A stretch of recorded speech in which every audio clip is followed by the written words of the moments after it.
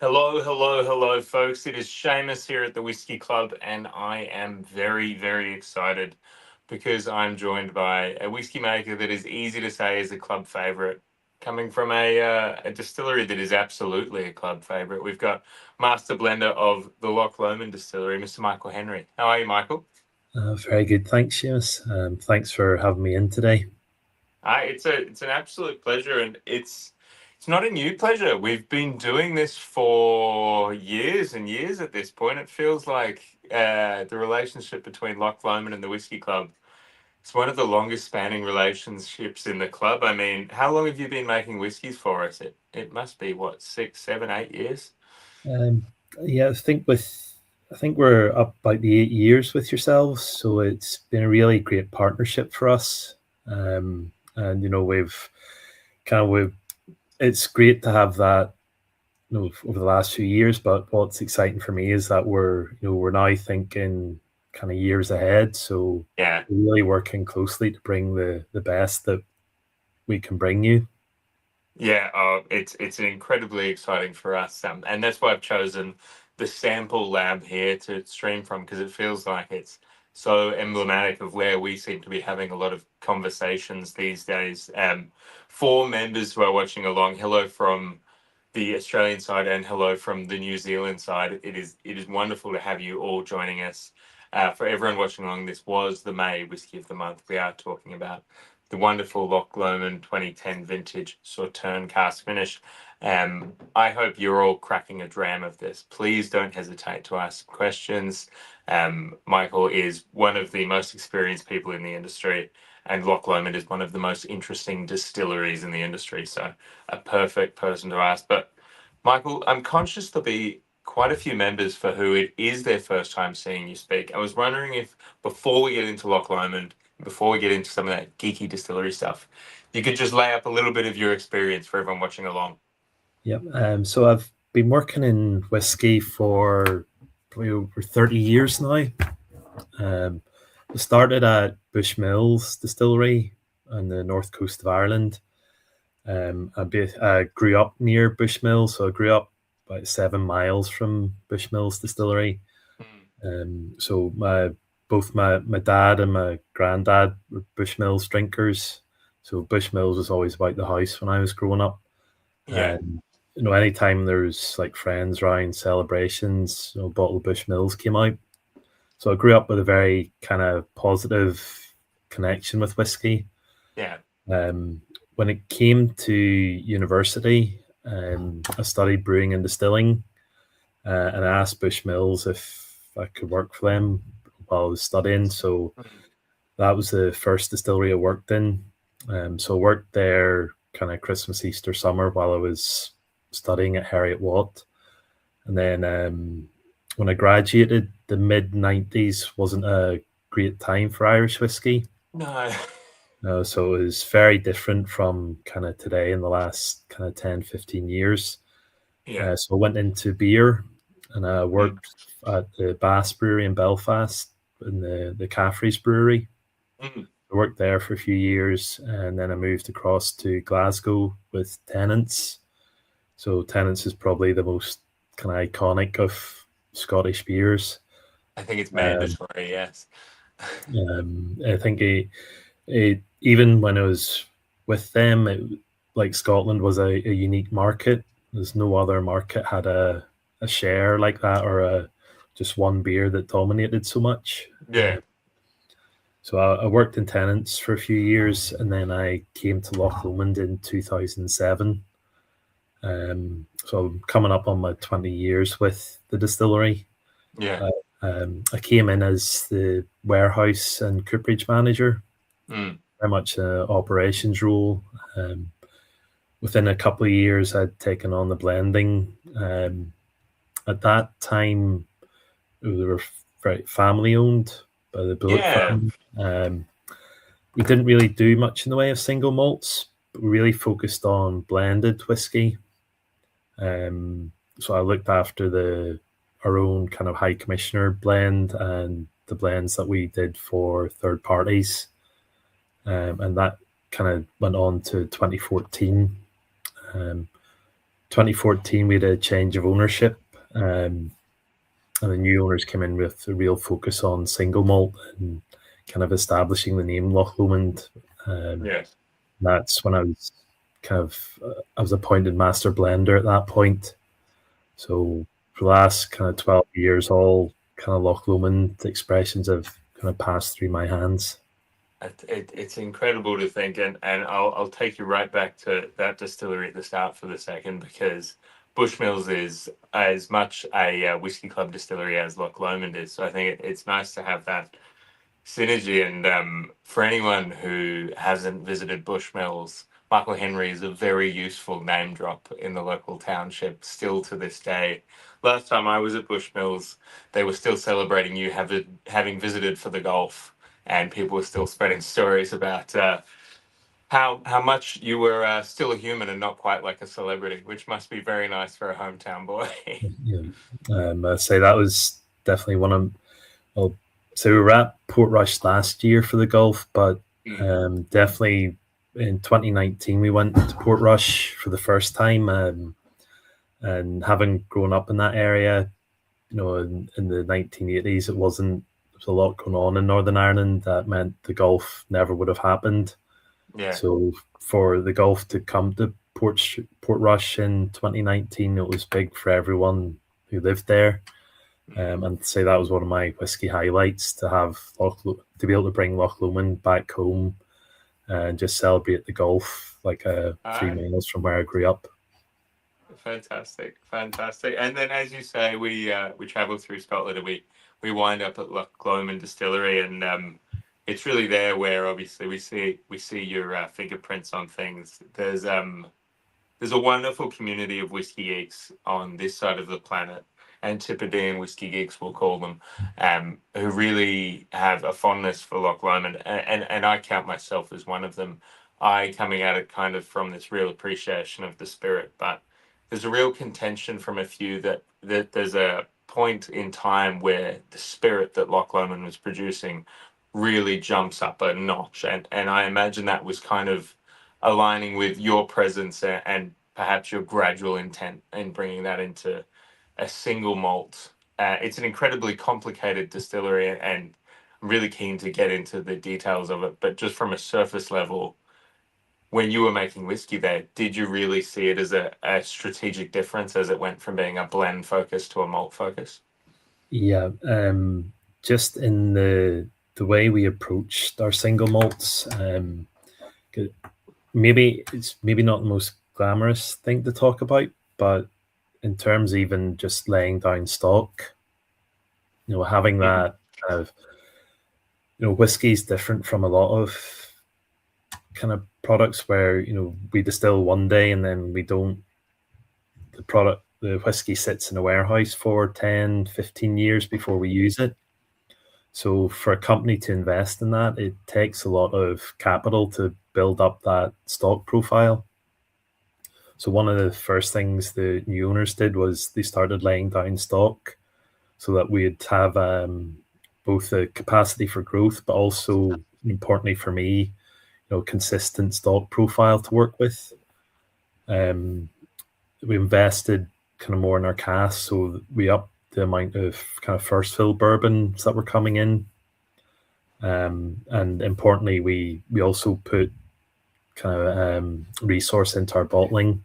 The first connection that anybody has with our whiskies is when they pick up the bottle. So having a bottle that's kind of worthy of the whiskey inside it, even that kind of, there's this kind of physical bottle itself, but also the thinking in the company that that's the first point of contact with the people that are buying our whiskey. So Yeah. It should be kind of worthy of them, and get them excited about the whiskey that's inside the bottle. Yeah. So it's kind of very much just a huge focus on kind of the whiskies and really thinking about every step in the way of how we bring our whiskies to the people that drink them. Yeah. The I guess the evolution of Loch Lomond is one that's got a lot of synergy with you. But I might jump us to the bones of Loch Lomond because I think as a distillery, it kind of stands apart from any other Scotch distillery in a lot of ways. Can you kind of, and Scott, who's behind the scenes, by the way, pulling the pictures and videos. So if anything goes wrong, it's not my fault, it's his. Um, Scott, if we have anything that shows the stills at the distillery, that would be amazing because, Michael, can you explain a little bit about what makes that distillery setup so unique? Yeah. So our approach to flavor is really distillation led. We approach flavor with the view that we want to create as much flavor as we can through how we distill. Mm, We do that by using different shapes of pot stills, different ways of running our stills, different peat levels, different yeast strains. So if you see what the biggest kind of our most unique point of difference for Loch Lomond is the shape of stills that we use. And you mm, can see in here we have our straight neck pot stills, and these stills are only used at they've only ever been used at Little Mill Distillery and Loch Lomond Distillery. yes. And you can see the still with the red kind of rings on the necks, the wash still, and Mm, that just acts as kind of a swan neck wash still would act. But mm, if you look closely on the blue, the still with the blue rings on it, mm, see little bumps in the neck of the still. And each of those bumps is a bubble plate. So the still has 17 plates in its neck, and those bubble mm, plates slow vapor down. And what they really do is they hold back heavy flavors in the base of the still and only allow kind of the light, fruity flavors, fruity sweet flavors to pass through the still into the new make spirit. So these stills are really what give Loch Lomond whiskies that kind of vibrant orchard fruit character. yeah. It's incredible, and as a whiskey geek, and I'm maybe not proud of this because it's definitely the wrong way to come at things. I found myself a lot more familiar with Little Mill, and kind of approached Loch Lomond from that angle. And for anyone who's watching along who maybe doesn't have Little Mill context, I mean, I believe you guys actually now own the the now ghosted distillery name of Little Mill, but it was this incredible kind of insane single malt. It seems quite interwoven with the Loch Lomond story, right? Yep. So Little Mill goes back to 1772. And Little Mill's actually the first licensed distillery in Scotland. Mm, So it was licensed before likes of Glenturret, Bowmore. So it was licensed in 1773. And Little Mill kind of it's about kind of 8 miles from the current Loch Lomond site. mm, Little Mill, kind of following the Second World War in the 1950s, early 1960s, was kind of was looking at ways to meet demand for blending malt. Following that kind of boom in blended whiskies in the kind of late 1950s, early 60s, its site was very constrained physically. So Little Mill built a sister distillery, and mm. that distillery was Loch Lomond. So the current Loch Lomond distillery was built by Little Mill. Yeah, right. Um, and when they built Loch Lomond, they put in the same design of pot stills. So the straight neck stills that we've just seen, they were designed by the owner of Little Mill, Duncan Thomas, Mm, in the 1950s. And they're really designed to give almost a triple distilled character from a double distillation. yeah, So if you think of those kind of fruits, orchard, apple, peach, pear flavors, like those stills are really designed to capture and create that type of character. Um, so when Loch Lomond was built by Little Mill, putting the same stills, the same shape of stills, but also the same approach to flavor and that yeah. kind of distillation led approach to flavor, that was the philosophy of Little Mill. And they installed it here at Loch Lomond, and we've continued with that since the 1960s. Now, there's been an experience. I've been lucky enough, as I think has Scott and Michael Blake, kind of the three of us who travel on the road with these whiskies, to kind of share a lot of drams of this with members, and it has been a joy to share.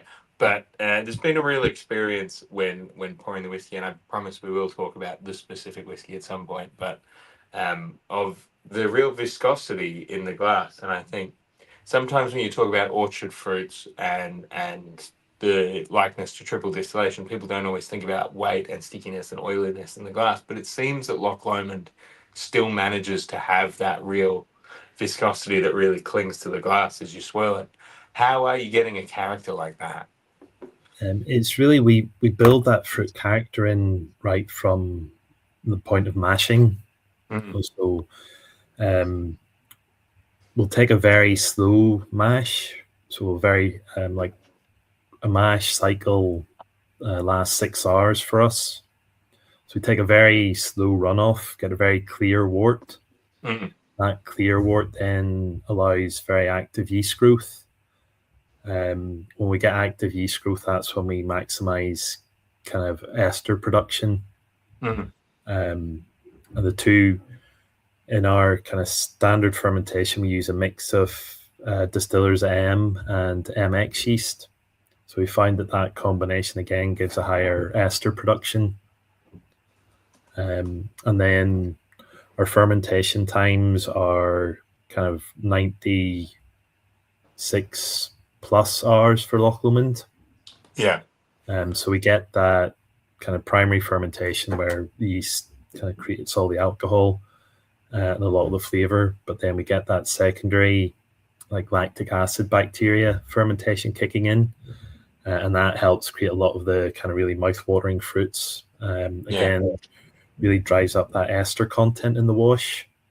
So we're getting a really rich wash full of esters before we even get to the fermentation or to the distillation stage. Mm, And then the stills that we've just seen, they're designed specifically to capture that or those esters, that fruit character. So it's that combination of the rich wash and the straight neck stills that really give the concentration of fruit character into the unique that then leads on to the viscosity we see in the glass now.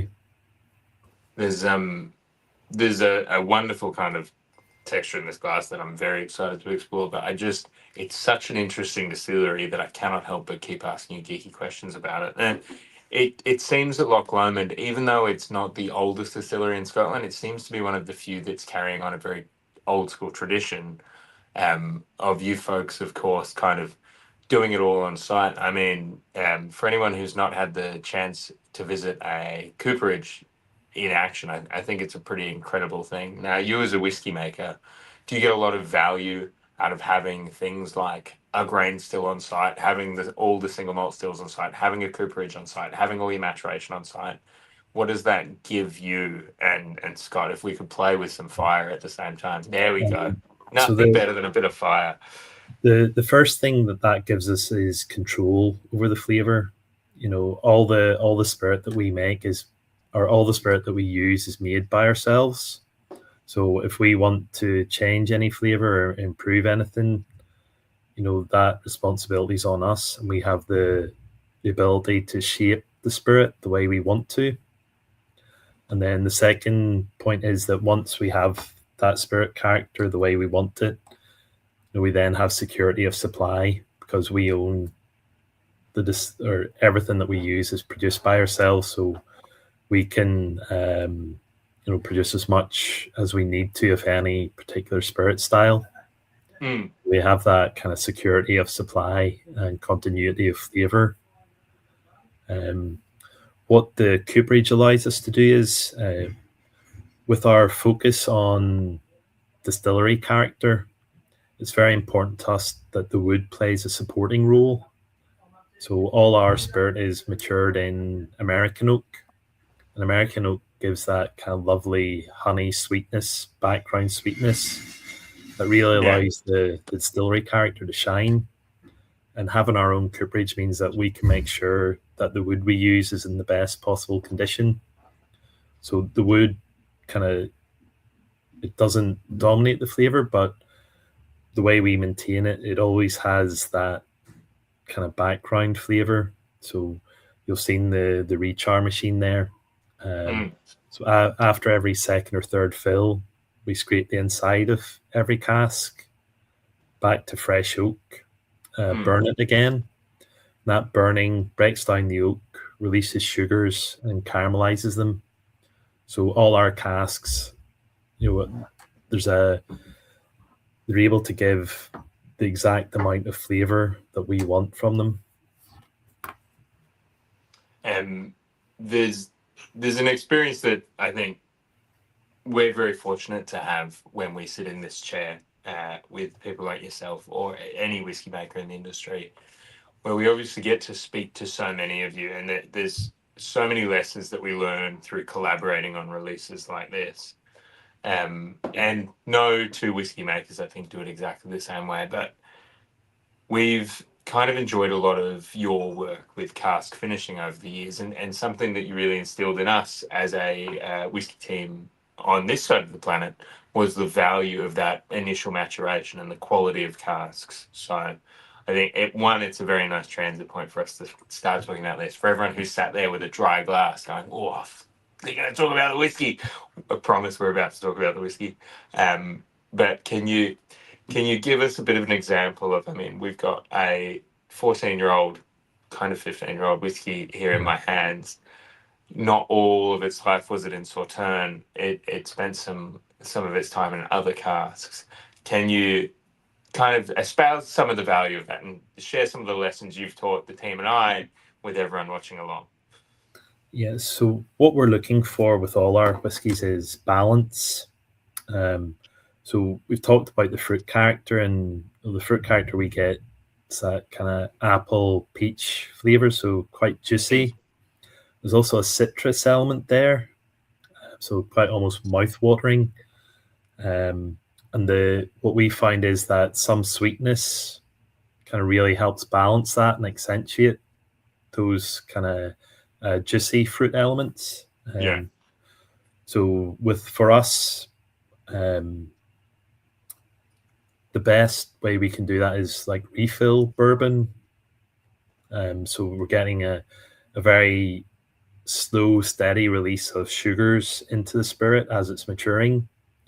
And that way the wood very much supports the distillery character Mm. rather than kind of overtaking any element, and it just maintains that kind of great balance we have in our whiskies. It's foundational, right? And there's a transition for you then to the finishing cask and the specific parcels I guess you're choosing. So Yeah.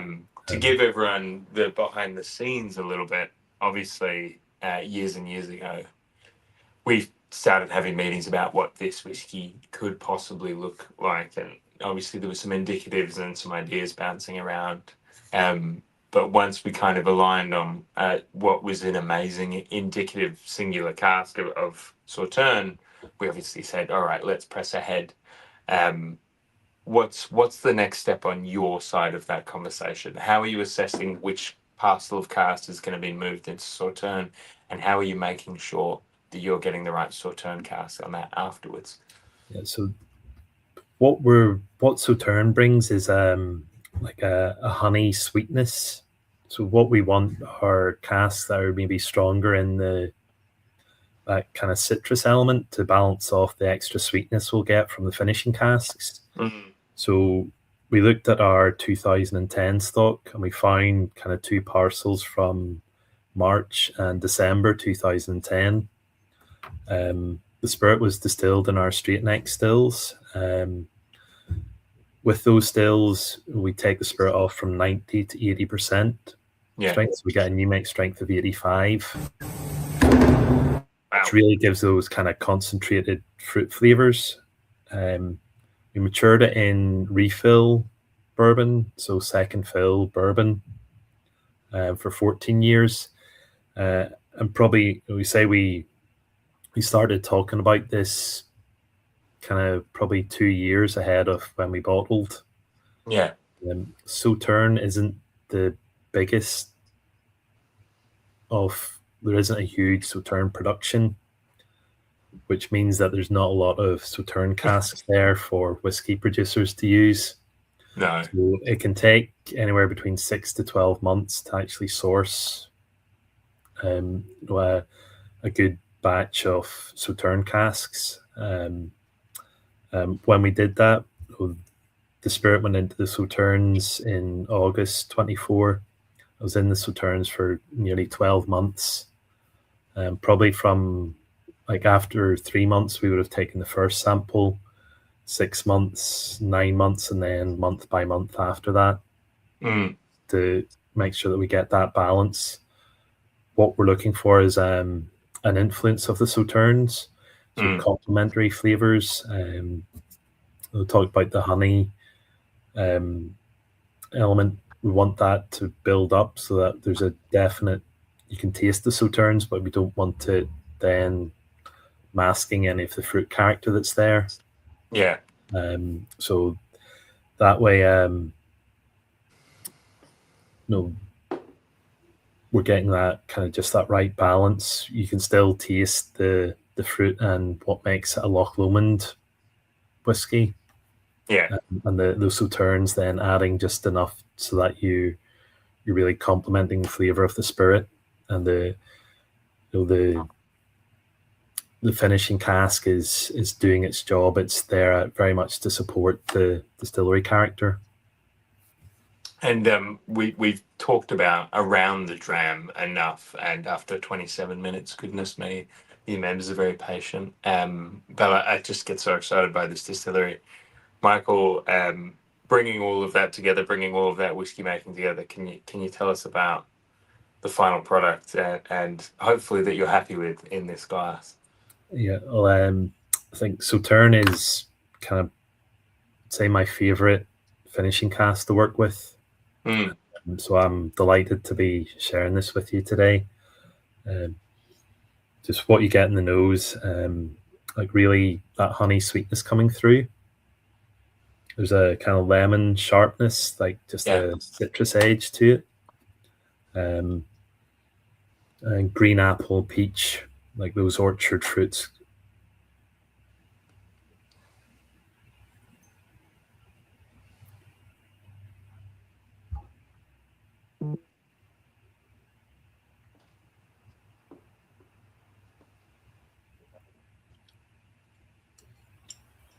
When you taste them, it's really vibrant fruit.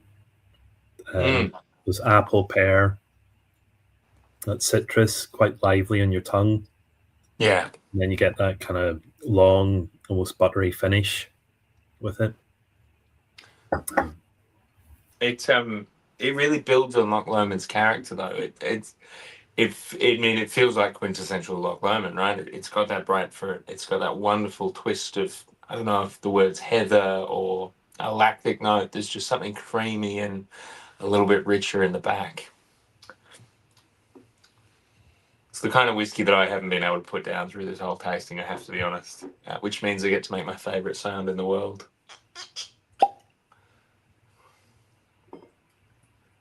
And just have it touch more. Now, I have to say, for everyone who's been watching the stream and seen some of the footage going around, that was Craig and I's last visit to the distillery last year, with the now director of distillation, Stuart Cairns, showing us around, and absolutely incredible. That cask that we were playing with just there. Oh, thanks, Scott. This is me spilling so much whiskey. Now, I was about to say in my defense, but I'm actually going to say something that I think Michael will get mad at me for. That whiskey on the shelf there was, I think, about 33 years old. And it was a Little Mill cask, not a Loch Lomond cask. So I'm sorry in advance, Michael. But I can tell you it tasted very good. And I'll say that's the Little Mill stopped production in 1994. So I think the youngest stock we have, maybe 91, 92. So you're probably looking at kind of 34, 35 years old now. Yeah. and I know how much that costs. So sorry. Um, the um, the joy is that Loch Lomond costs nowhere near as much and shares quite a lot of character with it. That's how I'm choosing to frame this. In terms of that cask that we were playing with before, though, that was actually one of the Sauternes casks that had just been dumped, and they smelt incredible at the time. I'm conscious that we didn't actually give everyone context on Sauternes. I mean, it's this lovely, sweet dessert wine, obviously from a specific region in France, and kind of plays similarly to Botrytis. It's got that kind of same sweet lemon The noble cheesecakey rot, character. and Um, has that kind of noble rot yeah. element to it. Now, we've heard an incredible career, and we've looked at an incredible distillery with incredible whiskey. I've got some amazing questions here from the members, that I might throw to you as well. Here's a wonderful one from Troy. What was the most valuable lesson you learned in whiskey from Bushmills? And I'll build on this slightly further to say, and have you applied it in the Scotch industry? Um, Bushmills is really that it's the importance of kind of time in whiskey and not to make rash judgments on anything. Bushmills, it's been around for even longer than Little Mill. My kind of experience there was, when you approach any situation within the distillery and you're talking about the character of the spirit, anything you do needs to be very well considered and very well thought through. Those small changes, any small change will send a ripple through your stock. Those small changes on the distillation side, they can take 10, 20 years to come through.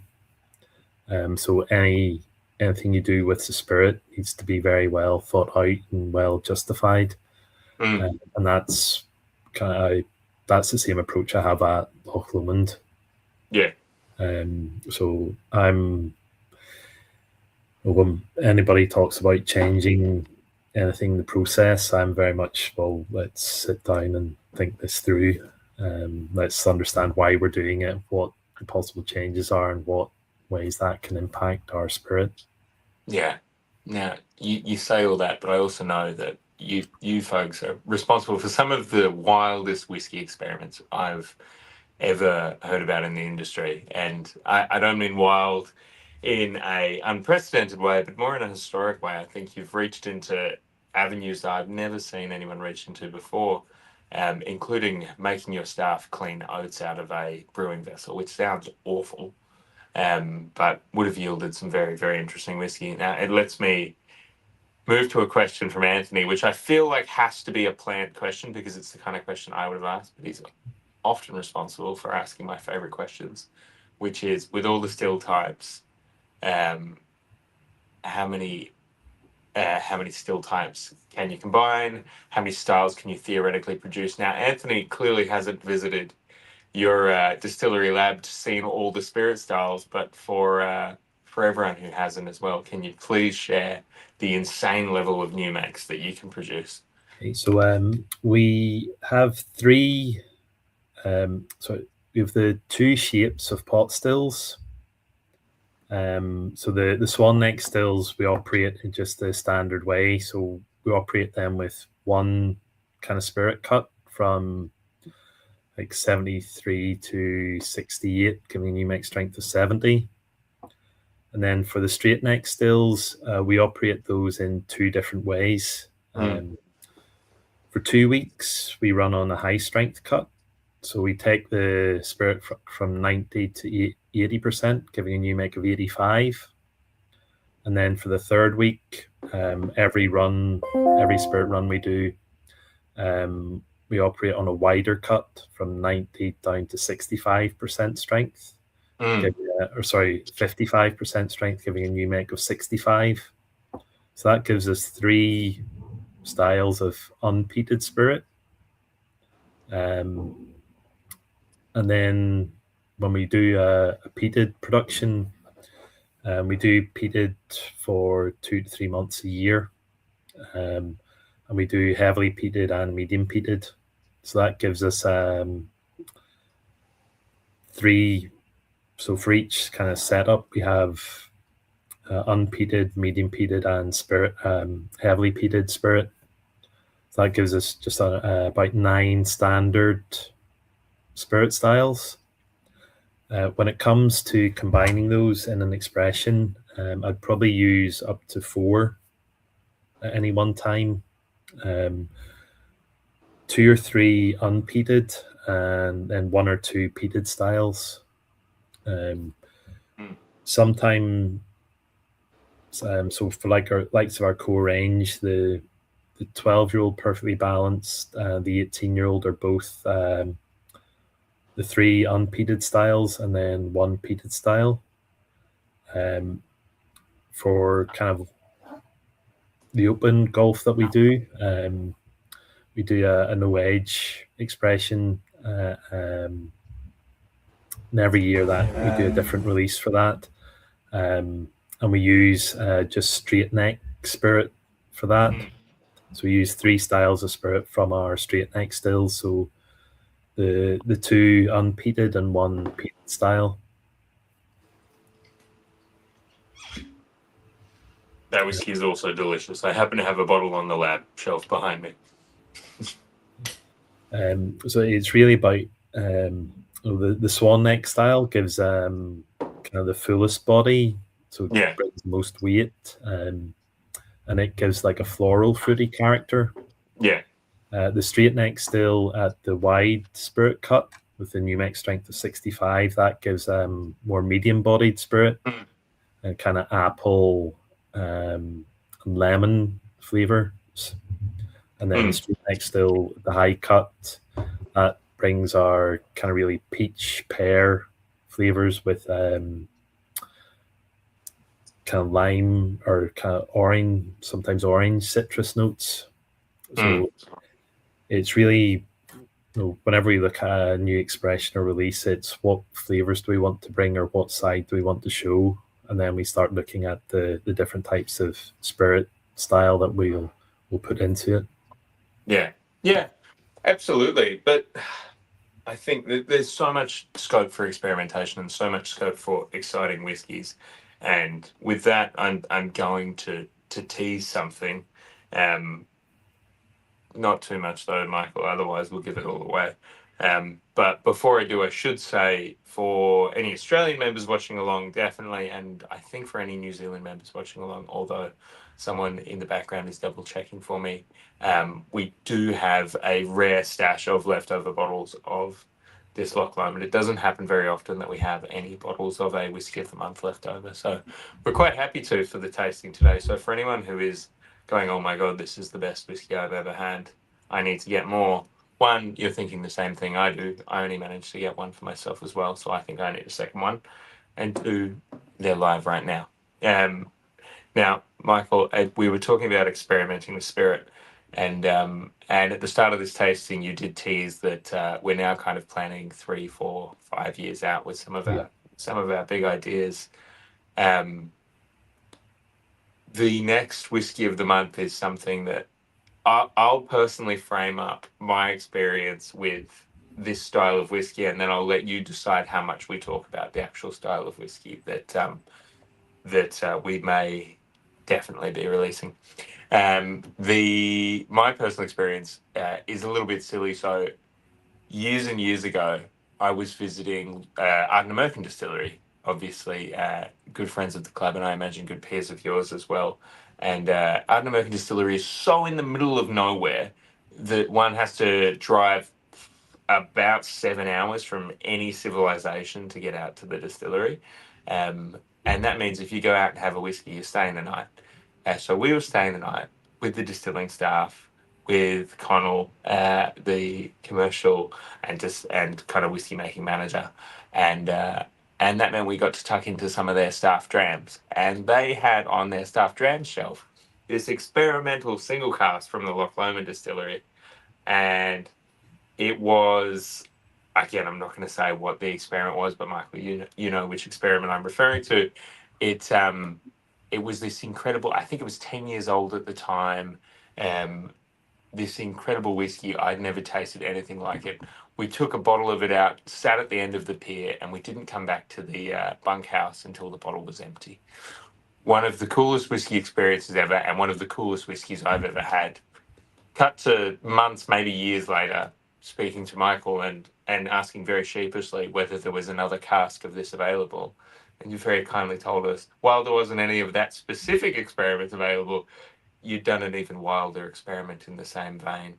Um, do you want to tease that a little bit for the members watching? I know I've given you a hard task there. I won't punish you in any way you choose to execute this.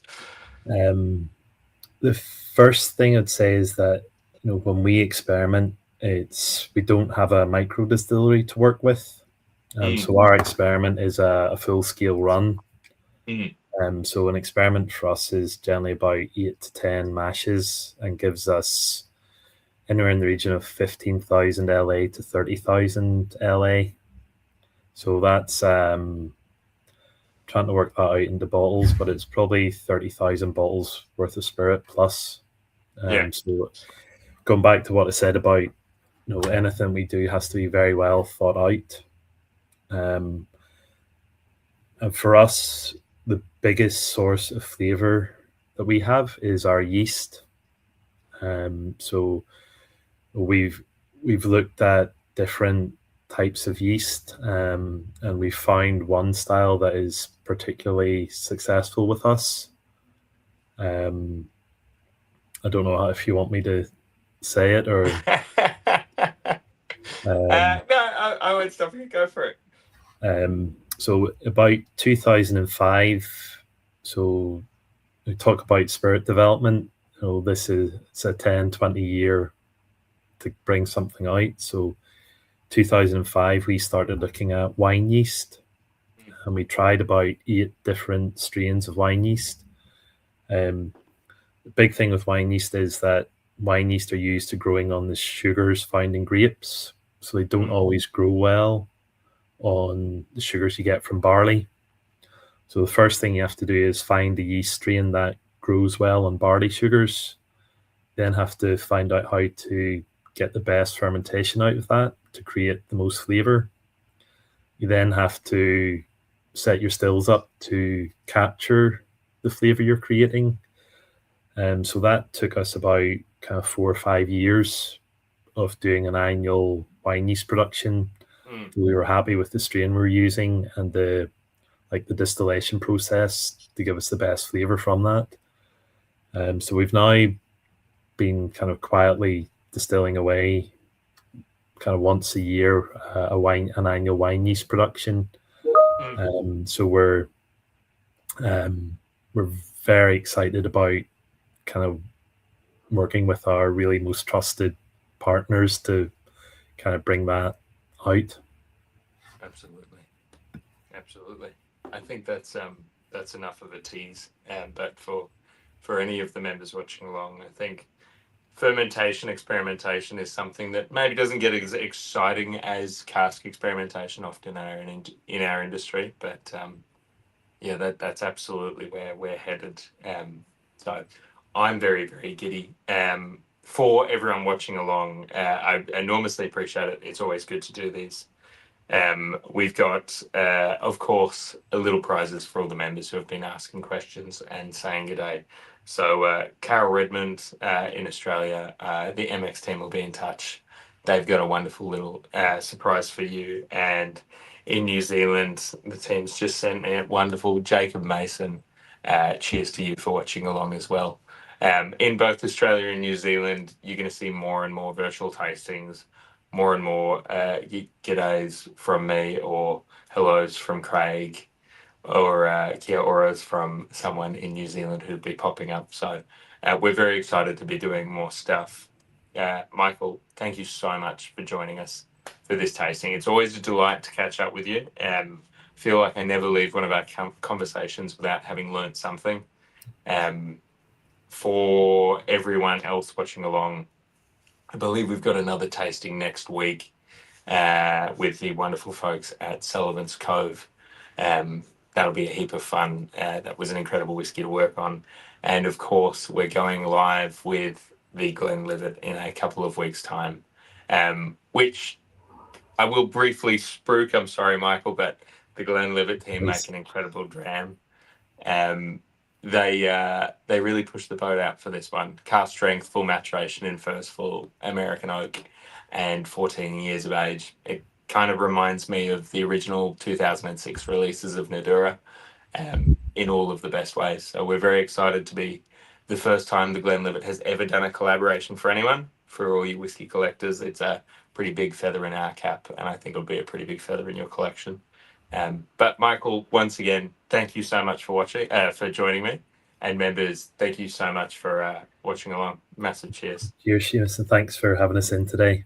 Thank you. It's always a pleasure.